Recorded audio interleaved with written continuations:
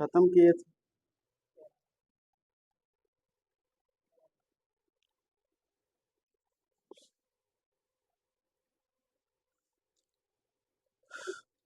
देखिए, तो हम लोग पढ़ रहे थे features of democracy. Features of democracy में पहला फीचर सर आपके पास क्या निकल कर आया था कि जो फाइनल डिसीजन होना चाहिए वो किसके हाथ में होना चाहिए, जो इंसान इलेक्टेड है। ठीक है। दूसरा फीचर्स क्या निकल कर आया था कि फ्री एंड फेयर इलेक्शन होना चाहिए। मतलब जो अपोजिशन पार्टी है, कौन है, पोजिशन पार्टी, मतलब जो अभी सत्ता में नहीं है उसका भी जीतने का बराबर का चांस होना चाहिए, और जो सत्ता में है उसका भी हारने का बराबर का चांस होना चाहिए। ठीक है, फ्री एंड फेयर इलेक्शन। उसके बाद हम लोग पढ़े थे 1 पर्सन 1 वोट और 1 वैल्यू। एक इंसान का एक ही वोट होना चाहिए और एक भी वैल्यू होना चाहिए पूरे जितने भी सिटीजन्स किसी भी डेमोक्रेटिक कंट्री में रह रहे हैं। उसके बाद हम लोग पढ़े थे सर कि democratic government rules within limit set of constitutional laws and citizens rights. मतलब कि जो गवर्नमेंट आप चुने, जो डेमोक्रेटिक गवर्नमेंट आप क्या किए, चूज किए, वो रूल्स करे लेकिन with in set of rules. मतलब समझ में आ रहा है कि वो जो है उसके पास कुछ रूल्स होना चाहिए। क्या होना चाहिए, कुछ रूल्स। बिना रूल्स और रेगुलेशन के अगर कोई भी जनता के द्वारा ही चुना गया गवर्नमेंट है ना, जनता के द्वारा ही चुना गया गवर्नमेंट है, लेकिन अगर वो बिना किसी रूल और रेगुलेशन के आर्बिट्री ढंग से, अगर आर्बिट्री मतलब मन माना, तो क्या वो डेमोक्रेटिक के लाने लायक है कंट्री? नहीं। मतलब सरकार जो इसको जनता ने चुना है वो रूल करे लेकिन कुछ लिमिट्स के साथ, और वो लिमिट्स लिखा होना चाहिए कॉन्स्टिट्यूशन में। कहाँ लिखा होना चाहिए सर? कॉन्स्टिट्यूशन में। एंड सिटीजन्स राइट, और सिटीजन्स के राइट्स का भी क्या करना चाहिए, उसको पालन करना चाहिए। सिटीजन्स के राइट को भी ध्यान में रखकर रूल करना पड़ेगा। ये नहीं कि हाँ अब हम हो गए राजा, अब मेरा जो मन में आएगा वो हम करेंगे। अगर ऐसा है तो भी वो डेमोक्रेटिक गवर्नमेंट नहीं है ना। जैसे कि आपको एग्जांपल दिए थे सर, कहाँ का, जिम्बाब्वे का। कहाँ का? जिम्बाब्वे, है ना। जो जानू पीएफ पार्टी थी उसमें जो एक प्रेसिडेंट हुआ करते थे मुगाबे, है ना, उनका बहुत बड़ा योगदान था देश को आजाद कराने में। लेकिन वो क्या करते थे भैया, कॉन्स्टिट्यूशन को बहुत बार अमेंड किए थे जिससे उनका पावर बढ़ सके, है ना। और बहुत सारा अकाउंटेबिलिटी को छोड़ दिए थे। मतलब ऐसा संविधान में अमेंडमेंट कर दिए थे कोई भी अगर गलत काम भी होता है तो उनका जवाबदेही ना हो, उसी को क्या बोलते हैं, अकाउंटेबिलिटी, है ना। तो अकाउंटेबल गवर्नमेंट नहीं थी वो जो मुगाबे के द्वारा गवर्न की जा रही थी। ठीक है। और कोई भी प्रेसिडेंट को क्रिटिसाइज नहीं कर सकता था, नहीं। यानी जो भी मीडिया वगैरह है उसको क्या करके रखते थे, हरास्ट किया जाता था अगर वो उनके खिलाफ बोल देता था तो, है ना। तो अगर जजमेंट भी कोई जज सुना रहा था तो जज को भी क्या कर दिया जाता था सर, हटा दिया जाता था कि उसके हिसाब से फैसला नहीं आ रहा। ठीक है। ये सारा चीज आपको देखने के लिए मिला जिससे हमको ये समझ में आता है कि कैसा होना चाहिए सर आपका रूल ऑफ लॉ होना चाहिए। क्या होना चाहिए? रूल ऑफ लॉ होना चाहिए। यानी कोई भी गवर्नमेंट चले तो किससे चले? रूल से चले। समझ में आ रहा है? उसके बाद हम लोग देखेंगे आगे कि समरी डिफिनेशन, यानी जो आज सर डिफिनेशन पढ़े डिफिनेशन किसका, डेमोक्रेसी का, और बहुत सारा क्या पढ़े, फीचर्स पढ़े, उसका समरी क्या निकल कर आता है। आप इससे क्या समझ में आ रहा है। तो पहला वही कि democracy is a form of government in which the rulers are elected by the people. ये हमारा क्या था डेमोक्रेसी का डिफिनेशन। लेकिन इसमें और क्या हो सकता है, democracy is a form of government in which, और कुछ बात जो डेमोक्रेटिक को डेमोक्रेसी बनाता है वो क्या है। पहला तो rulers elected by the people all major take decision, जो मेजर डिसीजन हो वो ओनली इलेक्टेड रूलर्स। ठीक है, जो अभी हम लोग क्या किए, चार उसका डिस्कशन किए फीचर्स, वही समरी हो गया किसका अभी तक का पढ़ाई का। तो चारों फीचर्स में कोई भी दिक्कत नहीं होना चाहिए। ठीक है, एग्जाम्पल के साथ हम लोग देखे हैं सारा चीज। अब सवाल उठता है सर कि वाई डेमोक्रेसी, क्या उठता है, वाई डेमोक्रेसी। अब बगल में लग जाएगा क्या, क्वेश्चन मार्क। डेमोक्रेसी क्यों जरूरी है, बिना डेमोक्रेसी के क्या धरती या दुनिया नहीं चल सकता है, ऐसा तो नहीं है। पहले भी डेमोक्रेसी था ही नहीं, पहले के समय में कोई भी डेमोक्रेटिक कंट्री नहीं था। अब के समय में क्या हो गया है, ऑल ओवर द वर्ल्ड जितना भी कंट्री है वो सब डेमोक्रेटिक कंट्री बनते जा रहा है। यानी कहीं ना कहीं डेमोक्रेसी लाने में ज्यादा फायदा है बजाय किसके, मोनार्की के, किंग रूल्स के से ज्यादा फायदा है किसमें, डेमोक्रेसी। बात समझ में आ रहा। चलिए, तो इसमें अब बात आता है कि क्या डेमोक्रेसी ही सबसे बेटर है या इसके अलावा भी कुछ फायदा है। देखिए बहुत ध्यान से कि वो कौन कौन सा बात है जो बताता है कि डेमोक्रेसी ज्यादा बेटर है किससे, नॉन डेमोक्रेटिक कंट्री से। बात समझ में आ रहा। जिसमें पहला रूल आता है, जिसमें हम लोग पढ़े against democracy, arguments against democracy. मतलब वो आर्ग्यूमेंट्स जो अगेंस्ट दिया गया किसके, डेमोक्रेसी के, मतलब वो सारे बातें जो डेमोक्रेसी में अच्छा नहीं। बात समझ में आ रहा। जैसे पहला आपको समझ में आना चाहिए, आपको पता है कि डेमोक्रेसी है मतलब जनता उसके चुनेगा। तो जनता जब चुन रहा है तो उसमें इनस्टेबिलिटी हो सकता है, कभी जनता इसको चुना, 5 साल इसको रखा, फिर 5 साल उसको रखा, फिर 5 साल उसको रखा। ये सर क्या हो रहा है, इनस्टेबिलिटी ला दे रहा है। यानी जो गवर्नमेंट अभी चूज किया गया है वो अभी बढ़िया से स्टेबल नहीं हुआ कि तब तक फिर चुनाव आ गया, नहीं। तो इससे क्या होगा कि इनस्टेबिलिटी रहता है गवर्नमेंट में। वो सोचेगा कि भाई अब अगला चुनाव आ रहा है, कुछ पैसा वैसा जुगाड़ करना पड़ेगा, अगला चुनाव कैसे लड़ेंगे, उसका ध्यान फिर चला जाएगा किसमें, चुनाव में। मतलब वो काम पे ज्यादा फोकस नहीं कर पाएगा। बात समझ में आ रहा। दूसरा पॉइंट है कि ये डेमोक्रेसी सर कंपटीशन है, एक तरह का क्या है, कंपटीशन है ना। पावर प्ले, पावर प्ले मतलब समझ में आ रहा, 6 ओवर वाला पावर प्ले नहीं है ना, कि सुपर ओवर होगा। देखिए यहाँ पर इसका मतलब है कि सारा पावर का खेला है।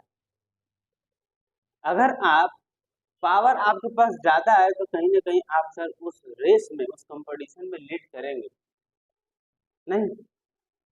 इसीलिए इसमें जो है कि लोग गलत गलत तरीका इस्तेमाल करते हैं, क्या करने के लिए, चुनाव जीतने के लिए। कोई दारू पिला रहा है, कोई मुर्गा की पार्टी दे रहा है, नहीं, कोई 500 रुपया धरा दिया, लो बाबू हमको कल वोट दे देना। तो अब बताइए इसमें जो गरीब कैंडिडेट खड़ा किया गया वो, उसका तो जीतने का चांस कम हो जा रहा है ना। अब उसके पास इतना पैसा नहीं है कि पैसा बांट सके जनता में। तो जब जनता में पैसा वो बांट नहीं रहा है तो सही बात है उसका जीतने का चांस कम हो गया। ठीक है, तो ये बात आपको समझ में आ रहा है कि ये कंपटीशन है और क्या है, पावर प्ले है। जिसके पास ज्यादा पावर वो अच्छा खेलेगा, इसमें वो उसका जीतने का चांस क्या होगा, ज्यादा होगा। ठीक है। और तीसरा पॉइंट सर क्या है, बहुत ध्यान समझिएगा। पहला पॉइंट हम लोग देखे, दूसरा पॉइंट देखे, तीसरा पॉइंट देखते हैं। तीसरा पॉइंट इसमें कहता है कि सर इसमें डेमोक्रेसी में कंसल्टेशन करना पड़ता है। जब भी आप कोई डिसीजन लेते हैं तो आपको क्या करना पड़ता है, कंसल्ट करना पड़ता है आपको अदर्स मेंबर्स से। जिसकी वजह से क्या होता है, डिले होता है कोई फैसला लेने में, नहीं होता है। आप पहले मीटिंग बुलाएंगे, क्योंकि अकेले तो आप फैसला ले नहीं सकते हैं। मीटिंग बुलाएंगे, सबसे बातचीत होगा, उसमें लोग कोई लोग बोलेगा नहीं, कोई बोलेगा हाँ। फिर अगला मीटिंग बुलाएंगे, फिर कुछ बोलेगा नहीं, फिर कुछ बोलेगा हाँ। कोई बोलेगा इसको ऐसे करो, कोई बोलेगा इसको ऐसे लागू करो। तो क्या हो जाएगा, एक फाइनल डिसीजन लेने में बहुत ज्यादा समय लग जाता है। डिले क्या हो जाता है, डिले हो जाता है कोई भी क्या लेने में, डिसीजन लेने में। ठीक है।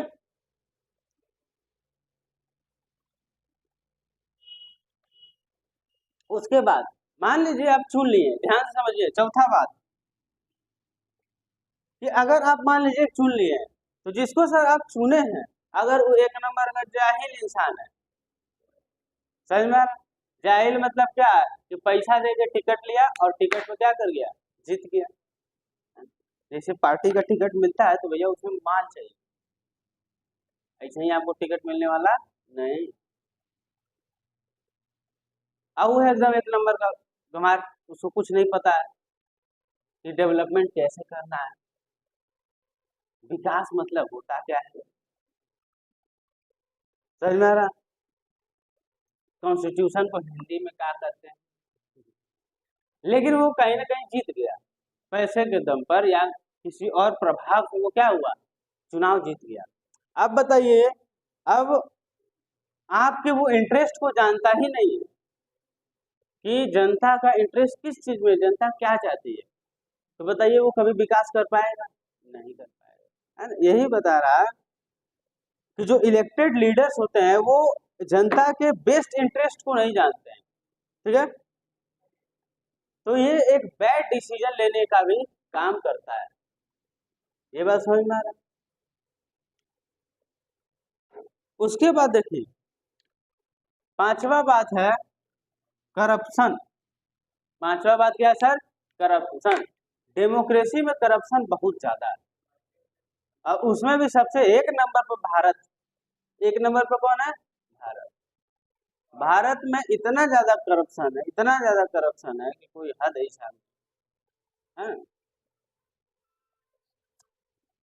वहां से 100 रुपया चलता है तो जनता तक आते आते वो 5 रुपया हो जाता है। 95 रुपया बीच में खा जाता है कौन, नेता लोग, मंत्री लोग, अधिकारी। नहीं, इतना ह्यूज करप्शन होता है, क्यों? क्योंकि वो लोग सोचता है कि 5 साल है ये है, इसमें सेवा करें कि पहले अपना जेब करें। समझ में आ रहा है? मान लो भाई हार गए तो अब फिर कभी वो नहीं बन पाए, तब तो हम तो गरीबे गरीबे रह जाएंगे। हम तो यहाँ अमीर ना बनने आए थे, जनता की सेवा करने कौन आया है, कोई नहीं आया। बात समझ में आ रहा है?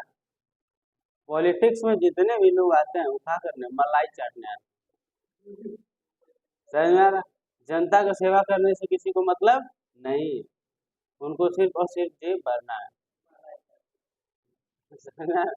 तो मलाई काटने के चक्कर में भैया वो कभी भी जनता का विकास नहीं कर सकते हैं। समझ में आ रहा है? यानी यही बात आपको बताया जा रहा है कि भैया बहुत करप्शन हो जाता है इसमें, है ना? लोग अपना जेब भरने के चक्कर में रह जाते हैं कि अगला चुनाव आएगा तो पैसा भी तो बांटना है, मुर्गा भी खिलाना है, एक आदमी पीने वाला भी रहता है उसमें, उसको भी हैंडल करके रखना है, तो खर्चा कहाँ से आएगा? और वो उतना ही से रुकता नहीं ना है। अब जैसे यहाँ हमारे देश में क्या होता है, कोई वो मान लीजिए थोड़ा सा मुखिया भी हो गया। मुखिया मतलब क्या होता है, एकदम छोटा पोस्ट, जिसका सैलरी 8,000 10,000, वो बेटा घूमे लगता है स्कॉर्पियो फॉर्च्यूनर, नहीं घूमता है। और वो पूरा जीवन भर उसी से घूमेगा, क्योंकि वो इसको ना स्टेटस में तो मेंटेन करके रखना है।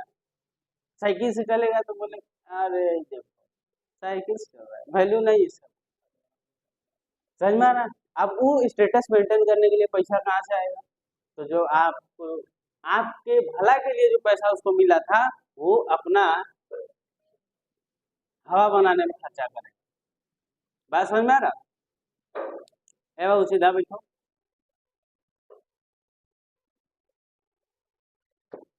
आधा घंटा बैठता नहीं है, कमर टूटने लगता, समझ में आ रहा है? तो बताइए इसमें करप्शन बहुत ज्यादा हो जाता है इसी वजह से, है ना? जैसे अमेरिका में क्या होता है, अमेरिका के राष्ट्रपति, मतलब समझ में आ रहा, वहां पर क्या होता है कि अमेरिका के जो डोनाल्ड ये थे, बराक ओबामा, है ना? बराक ओबामा 10 साल राष्ट्रपति रहे, हुए कहाँ के, अमेरिका, है ना? वहां पर देखिएगा वो आज भी आपको दिख जाएगा साइकिल से चलते हुए नॉर्मली, कोई भी चीज होता है तो वो अपना लाइन लगा के उसमें अपना, जैसे आम पब्लिक की तरह नहीं। और वो उतना बड़ा देश का क्या प्रेसिडेंट, हमारा यहाँ को मुखिया हो जाएगा तो बेटा ताव में चलेगा, जीवन भर स्कॉर्पियो से घूमेगा, तो पैसा कहाँ से आ रहा? वही आपको वाला पैसा, समझ में आ रहा? तो ये इसमें एक बात था क्या, करप्शन बहुत ज्यादा हो जाता है। लास्ट पॉइंट ये है, अब देखिए आम आदमी जिसको हम लोग क्या बोलते हैं सर, आम आदमी, आम आदमी मतलब समझ में आ रहा है? आम आदमी मतलब जो आम लेके चलता है, वो क्या हो गया, आम आदमी। देखिए जो आम आदमी होता है, आम आदमी इन द सेंस क्या होता है, जो कम पढ़ा लिखा है, जिसको उतना जानकारी नहीं है, जो अपना रोजमर्रा की जिंदगी को किसी तरह से जी रहा है ना? मजदूर वर्ग, या फिर कह लें कि जो इलिटरेट वर्ग हमारे देश में एग्जिस्ट करता है, उन लोगों को नहीं पता कि कौन अच्छा है कौन खराब है।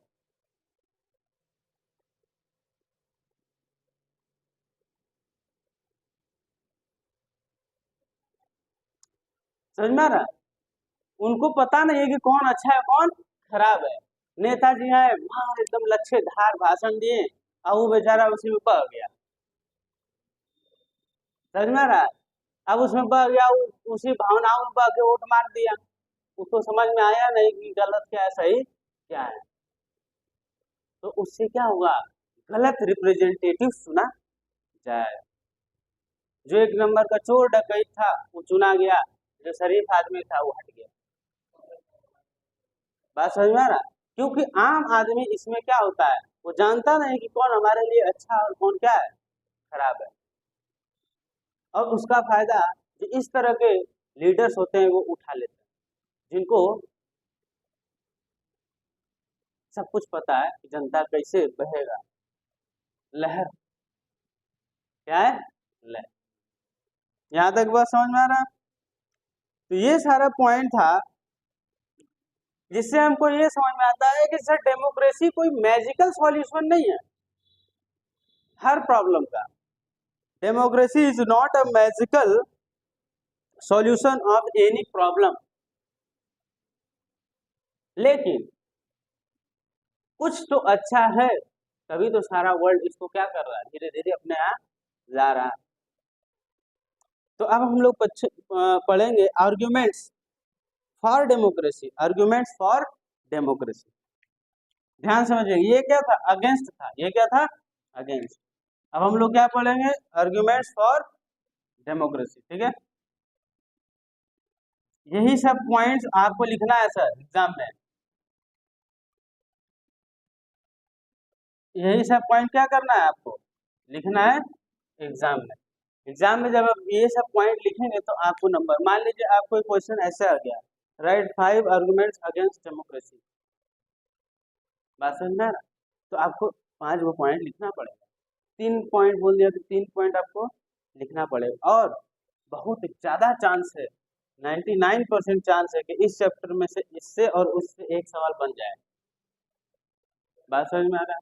ये दोनों पॉइंट से एक सवाल बन सकता है, या तो पूछ सकता है आपसे क्या, फीचर्स ऑफ डेमोक्रेसी, है ना? 4 फीचर्स हम लोग पढ़े, 4 नंबर।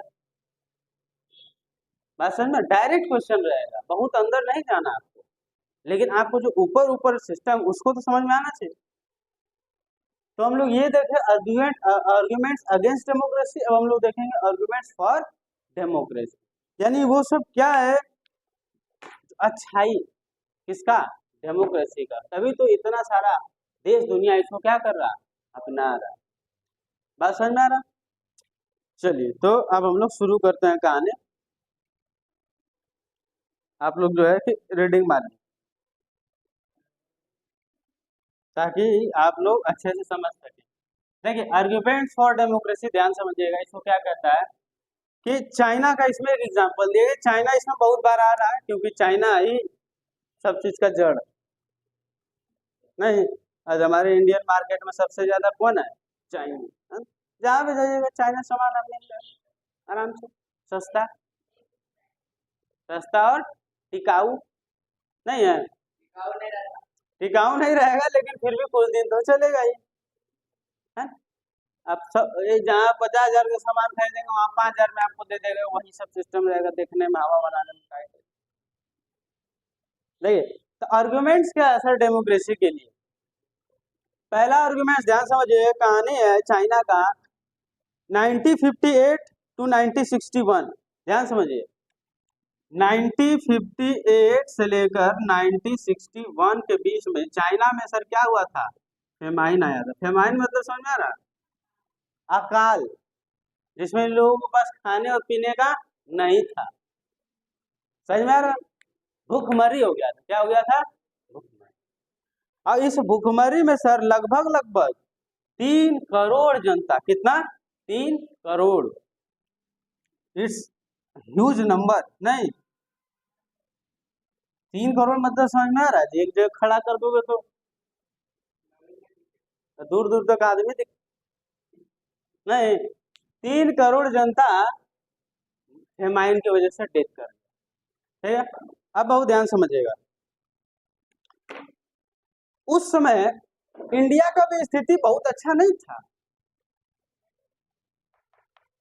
क्योंकि अभी भी उसी समय हम लोग का देश लगभग आजाद हुआ था, हम लोग का यही गरीबी चरम सीमा पर चल रहा था, उसी में पाकिस्तान भारत का बंटवारा हो गया था और मार झगड़ा झंझट था, तो हम लोग का भी स्थिति कुछ खास नहीं था, हम लोग भी गरीबे थे, अभी वो गरीबे है लेकिन अब थोड़ा सा अमीर है, मीडियम में हो गए हैं, लेकिन उस टाइम हमारा देश थोड़ा ज्यादा गरीब था। लेकिन यानी चाइना से बहुत ज्यादा अच्छा स्थिति भारत का नहीं हुआ था, लेकिन उसके बावजूद भी इंडिया में ऐसा फेमाइन नहीं देखा गया। इसके पीछे का एक सिर्फ रीजन दिया जाता है सर कि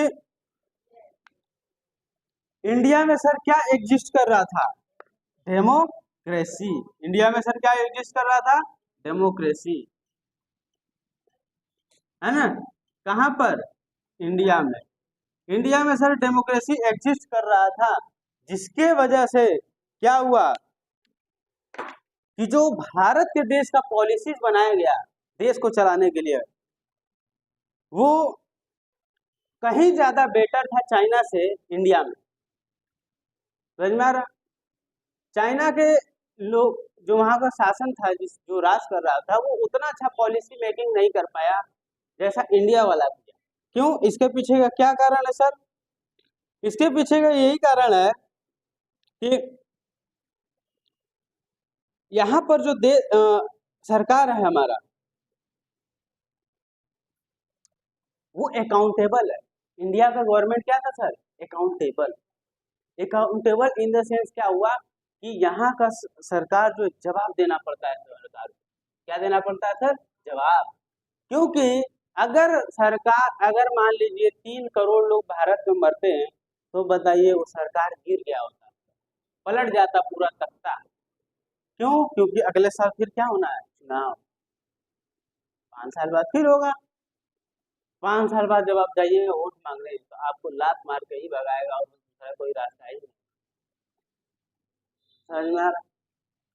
तो यानी जो डेमोक्रेटिक गवर्नमेंट होता है वो सर क्या होता है, वो होता है अकाउंटेबल। वो क्या होता है सर, अकाउंटेबल नहीं होता है, यानी सर आपका जिम्मेदारी लेगा वो, क्योंकि अगले साल भी इसको क्या करना है, इलेक्शन में फिर से कॉन्टेस्ट करना है और जीतने के लिए उसको आपके पास कुछ ऐसा तो मुद्दा होना चाहिए जो आप किए हैं दिखाने के लिए।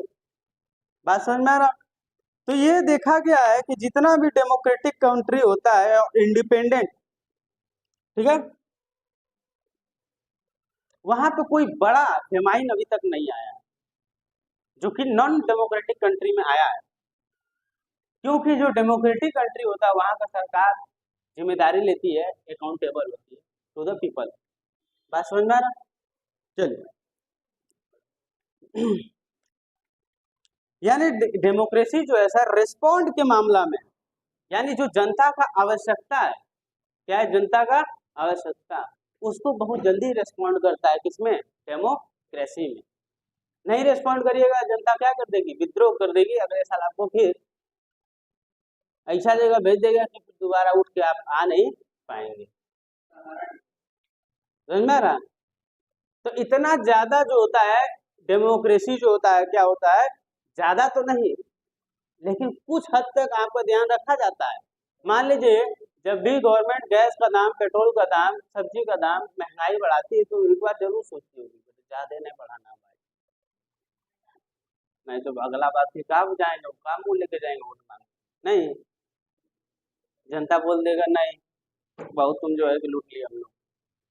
यानी बढ़ाना है लेकिन थोड़ा सा, चुनाव के समय क्या कर देना, घटा देना। इंडिया में ही ना होता है, 4 साल खूब रेलो बढ़िया से, 6 महीना पहले चुनाव के क्या करो, दाम घटा दो, चुनाव खत्म फिर बढ़ा दो।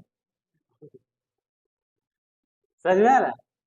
लेकिन फिर भी बहुत हद तक गवर्नमेंट क्या होता है, जो पीपल्स का नीड है उसको समझता है और उसको फिलफिल करता है।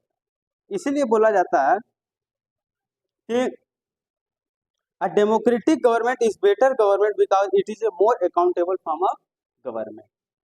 तो डेमोक्रेटिक गवर्नमेंट क्या होता है सर, ज्यादा अकाउंटेबल। अकाउंटेबल मीन्स आपको बताएं अभी just, responding to the needs of people, यानी जो जरूरत है जनता का उसको रिस्पॉन्ड करेगा, देखेगा, ताकेगा और पूरा करने का कोशिश करेगा। क्या करेगा सर? कोशिश। अगर हो गया तो बहुत अच्छा बात है, ठीक है। सेकेंड पॉइंट जो है सर किस चीज का, डेमोक्रेसी के लिए। पहला पॉइंट बढ़िया समझ में आ गया कि गवर्नमेंट क्या होता है, अकाउंटेबल होता है। दूसरा पॉइंट सर है इसके पीछे का कि बहुत ध्यान समझिएगा,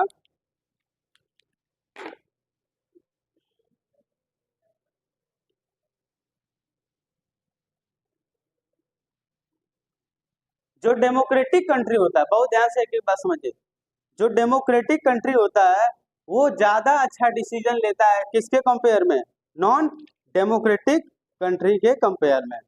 इसमें क्या होता है कि जो भी डिसीजन लिया जाता है, बहुत ध्यान समझिएगा, जो डेमोक्रेसी कंट्री में डिसीजन लिया जाता है वो कंसल्टेशन के बाद लिया जाता है। किसके बाद लिया जाता है? Consultation and discussion. राजा नहीं है कि हम राजा हैं, क्या करना भैया, चलो बोल दिया ऐसे ही करो। बात समझ में आ रहा है? डेमोक्रेटिक कंट्री में जब भी कोई डिसीजन लिया जाएगा बहुत डिस्कशन होता है। क्या होता है? बहुत डिस्कशन होगा, कंसल्ट किया जाएगा, लोगों से बातचीत, राय विचार लिया जाएगा कि ये करना सही है या गलत है।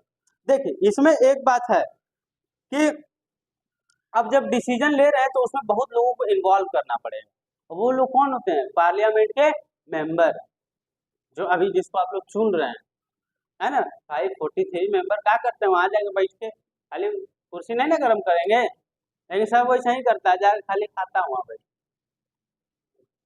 चुनाव जीतने के बाद कोई भी अपने क्षेत्र में दिखता ही नहीं। कभी आज तक कोई आपके यहाँ घर आया है, पूछा है कि भैया बाबू क्या परेशानी? नहीं है। वोट लेने के लिए आपके दरवाजा तक जरूर आएगा लेकिन परेशानी पूछने के लिए आपके दरवाजा तक नहीं आता। नहीं, वहां भी सब जाता है। पार्लियामेंट में क्या होता है कि भैया वहाँ 1 नंबर का खाना मिलता है फ्री में। 1 नंबर मतलब क्या समझ आ रहा है? दुनिया का सारा डिश होता है, जो भी आपको खाना है चाहे वक्त खाइए, समझ में आ रहा है? और उसके बाद क्या है, आराम से वहाँ एसी में आराम से बैठ के सुनिए कि कौन क्या बोल रहा है। कुछ एमपी अच्छे भी होते हैं जो अपने जनता के बारे में बोलते हैं, अपने एरिया के बारे में बोलते हैं कि हमारे यहाँ ये समस्या है, कुछ खाली टाइम पास करता हूँ वहाँ बैठ के। बात समझ में आ रहा? लेकिन देखिए इसमें और एक फायदा क्या होता है, जब डिस्कशन होगा, कंसल्टेशन होगा, मीटिंग होगा, तो इससे क्या होगा, जब ज्यादा लोग अपना हेड को आगे बढ़ाएंगे, हेड आगे बढ़ाने का मतलब क्या है सर, कि जब ज्यादा लोग किसी भी चीज के पक्ष में होंगे तब वो फैसला ले लिया जाए। समझ में आ रहा? जब ज्यादा से ज्यादा लोग किसी भी एक चीज के फेवर में आ जाएंगे कि हाँ ये सही है, इसको ये कर दिया जाए, तब डिसीजन लिया जाएगा, वहां एक आदमी कोई फैसला लेने वाला नहीं। ठीक है, ये इससे देखिए क्या होता है, टाइम तो लगता है, इससे क्या होता है, टाइम लगता है, क्योंकि राजा नहीं ना कि रातों रात बोल दिया, कानून बन गया, रातों रात बोल दिया, फैसला हो गया, एक ही आदमी को लेना है जो लेना है। देखिए ये टाइम तो लेता है, लेकिन जब कोई बड़ा डिसीजन लेना होता है, ठीक है, इंपॉर्टेंट डिसीजन लेना होता है, तो वो अच्छा होता है कि उसमें टाइम लगे, लेकिन डिसीजन क्या होना चाहिए, अच्छा होना चाहिए, जिससे 10 लोगों का क्या हो, भला हो सके। समझ में आ रहा है? तो डिसीजन हमेशा अच्छा हो, it takes time, it does not matter. समझ में आ रहा? चलिए, thus democracy improve the quality of decision making. ये सर क्या करता है, जो क्या होता है, क्वालिटी बढ़ा देता है, किसका, डिसीजन मेकिंग का।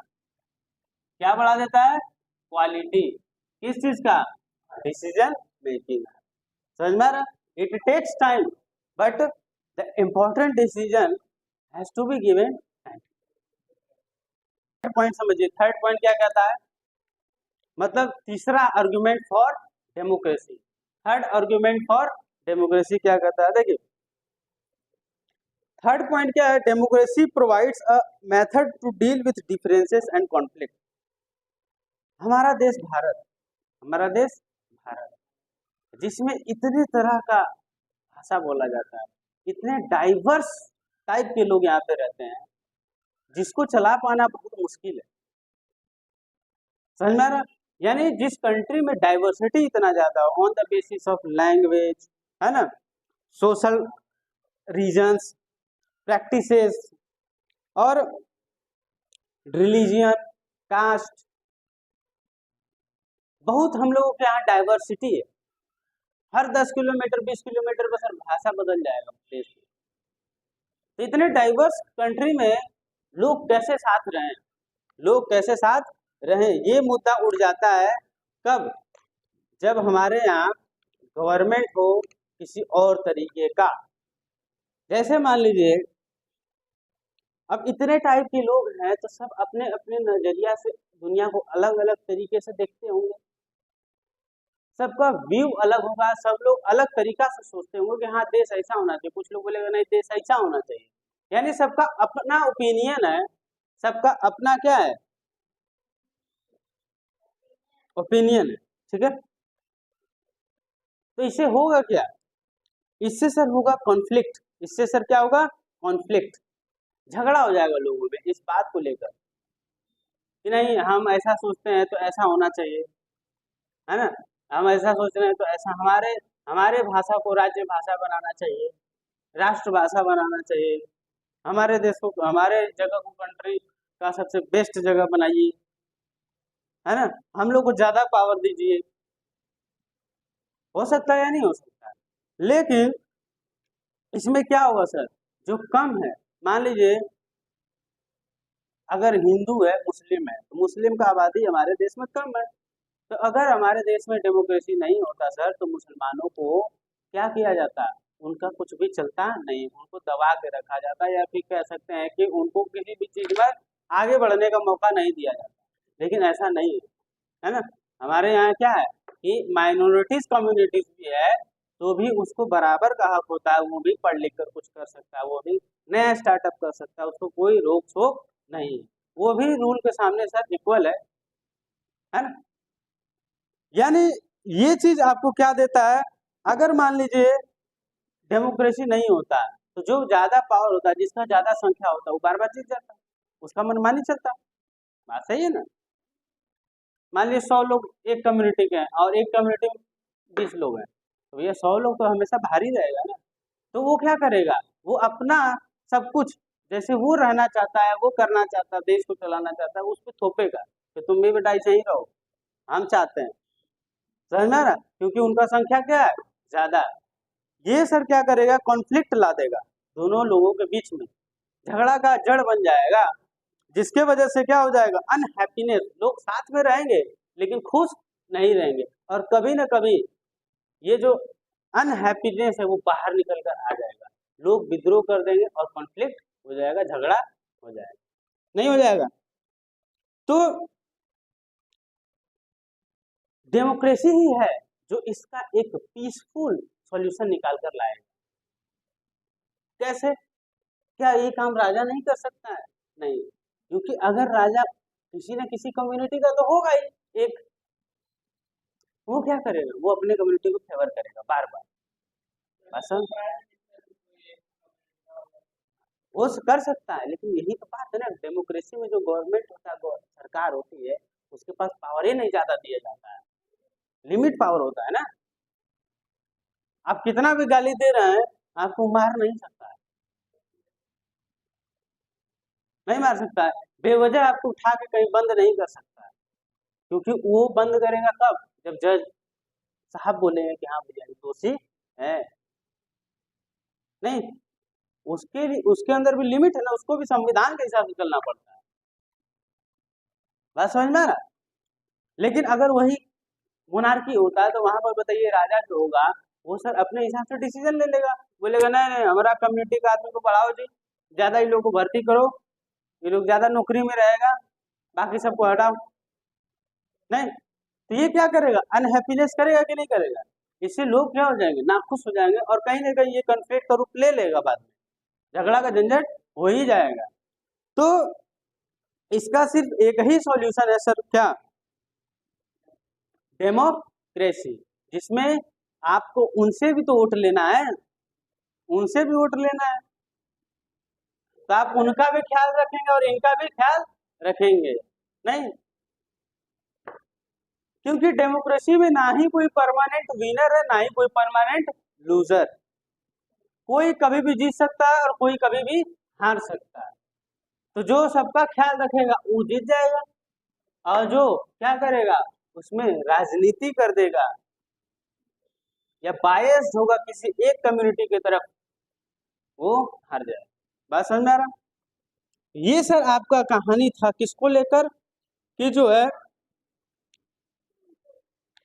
डेमोक्रेसी क्या है, डील करता है किसके साथ, डिफरेंसेस एंड कॉन्फ्लिक्ट्स।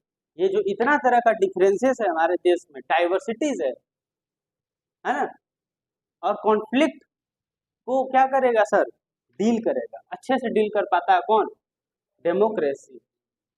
समझ में आ रहा? नेक्स्ट पॉइंट किसका, आर्गुमेंट्स फॉर डेमोक्रेसी। बहुत अच्छा बात देखिए क्या बता रहा, democracy enhances the dignity of citizen. यानी डिग्निटी, डिग्निटी मतलब सर समझते हैं आप, डिग्निटी मतलब होता है मान सम्मान इज्जत, मान सम्मान और इज्जत। यानी ये डेमोक्रेसी क्या करता है, मान सम्मान और इज्जत बढ़ा देता है, किसका, सिटीजन्स का। देखते नहीं है नेता लोग आके हाथ पर जोड़ लेता है इलेक्शन में, इज्जत नहीं बढ़ा दिया एक दिन तो झुका ही दिया ना। यानी ये क्या कर रहा है सर, डिग्निटी को बढ़ा रहा है, किसके, सिटीजन्स को, चाहे वो इंसान गरीब हो या क्या हो, अमीर, क्या हो, गरीब हो या फिर अमीर, एजुकेटेड हो या फिर अनएजुकेटेड, लेकिन क्या होगा, सबके मान सम्मान का ख्याल रखा जाएगा, क्या, किसमें, डेमोक्रेसी में नहीं रखा जाएगा, क्योंकि भैया हर आदमी का तो एक ही वोट है, गरीब तो क्या हुआ, वो जब बटनिया दबाएगा तो वोटवा तो एक ही होना है। यानी गरीब का भी क्या करना है सर, गरीब का भी ख्याल रखना है, अमीर का भी ख्याल रखना है, पढ़ा लिखा नहीं तब भी उसका ख्याल रखना पड़ेगा, किसमें, डेमोक्रेसी।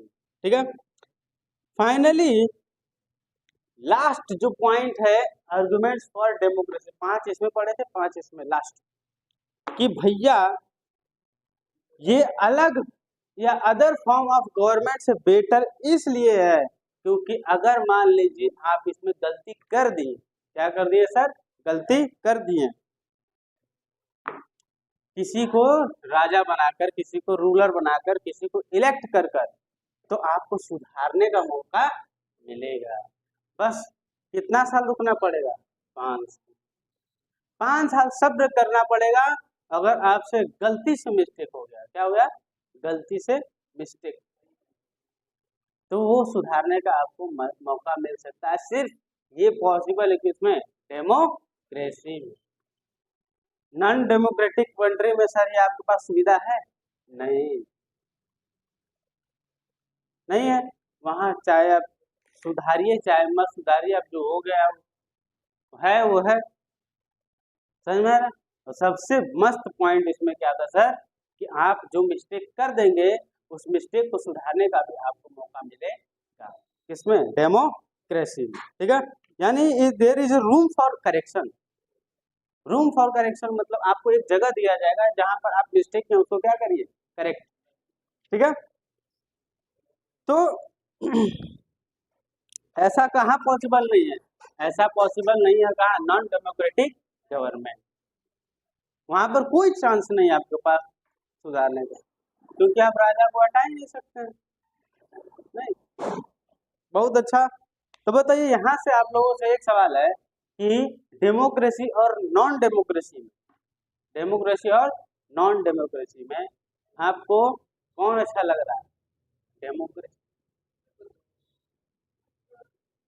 क्या अच्छा लग रहा है, नहीं। यहाँ पर आपके पास भी मौका है सर, आप भी रूलर बन सकते हैं, नहीं, लेकिन वहां पर मौका है नहीं, ये भी एक पॉइंट आप लिख सकते हो अपने। यहाँ पर आप भी क्या बन सकते हैं, रूलर, क्योंकि सर आप भी चुनाव लड़ सकते हैं, आप भी जीत सकते हैं, आप सीएम पीएम बनिए, एमएलए एमपी बनिए, आपको कोई रोक टोक नहीं। लेकिन जहाँ राजा होगा, डेमोक्रेटिक नॉन डेमोक्रेटिक कंट्री होगी जैसे लाइक चाइना, वहाँ आपके पास कोई ऑप्शन ही नहीं है। आप कितना बड़ा सपना आपका रहेगा कि हम भी एक दिन प्रेसिडेंट बनेंगे, लेकिन आप बन पाएंगे नहीं, क्योंकि सर आपके पास चॉइस ही नहीं, नहीं। वही तो दिक्कत है कि आप किसी और देश में तो बन नहीं सकते हैं, क्योंकि आपको इलेक्शन कंटेस्ट करने के लिए उस देश का क्या सिटीजन, 14 साल, इंडिया में कितना रहना पड़ता है, 14 साल,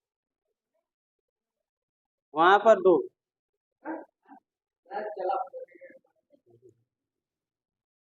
भारत का जो है कि आपको नागरिकता लेना है तो आपको 14 साल समय यहाँ पर बिताना होगा, तब आपके देश, और यही यहाँ पर एक बात और है कि अगर आपके पास इंडिया का सिटीजनशिप है ना, तो आप किसी और देश का नहीं ले सकते, ये इंडिया वाला का एक अलग रूल है। मतलब यहाँ से आप अप्लाई किए दूसरे देश के लिए, यहाँ का सिटीजनशिप खत्म।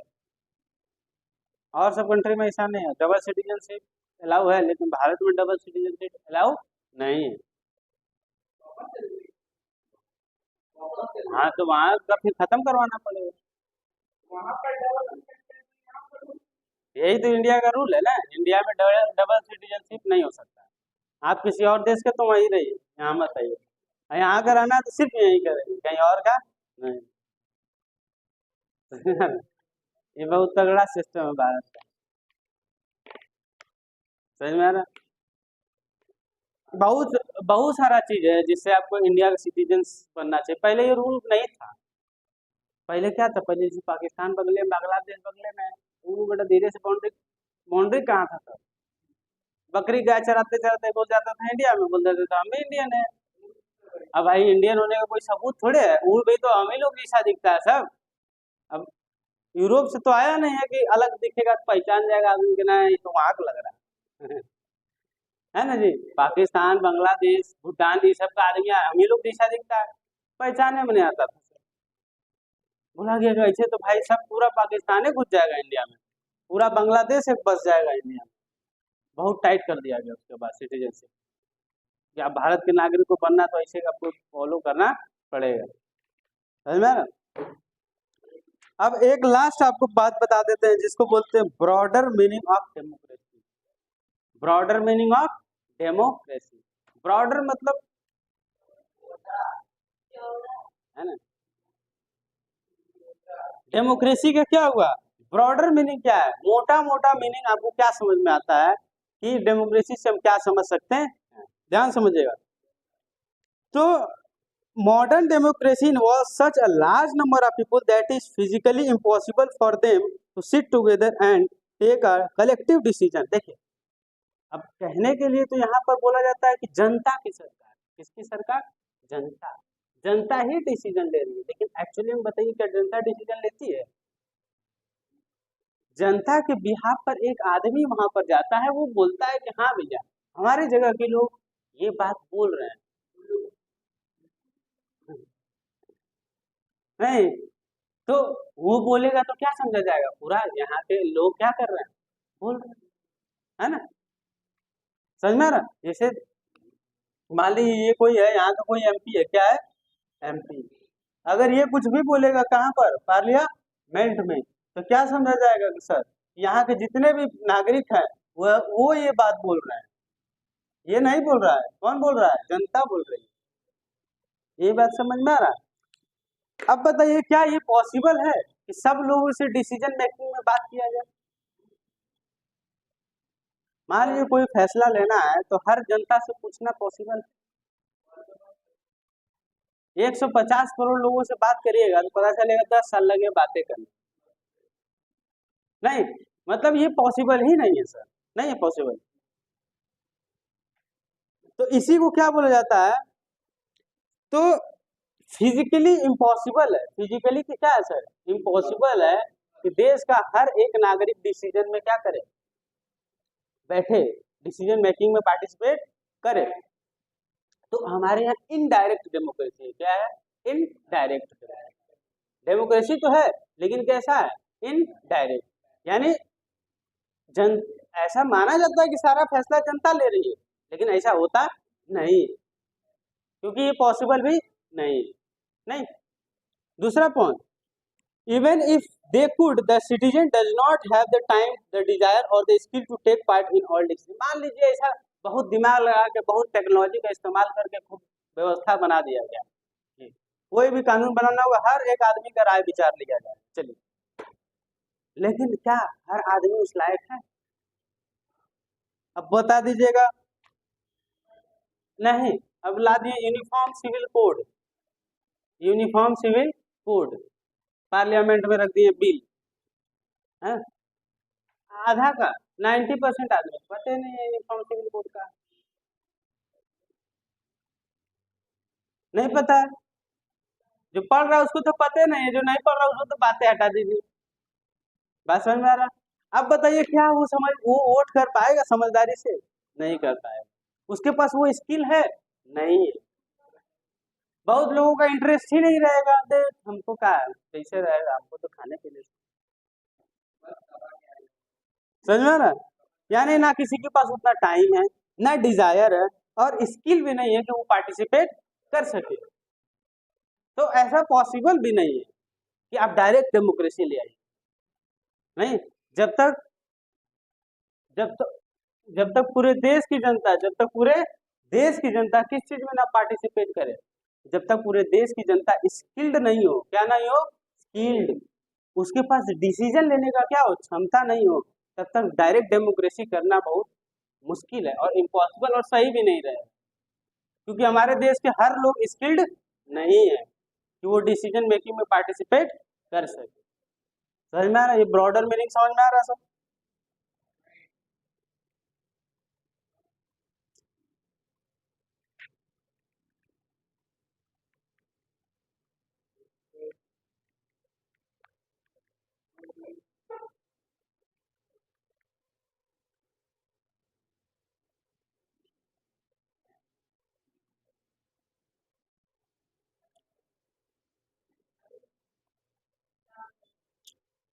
देखिए हमारे यहाँ डायरेक्ट डेमोक्रेसी है, डायरेक्ट डेमोक्रेसी कैसे है बताइए, कोई बता सकता है?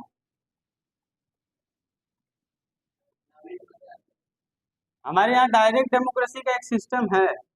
Anyone who will answer this question? Direct democracy जिसमें जनता ही फैसला लेती है बैठ के साथ।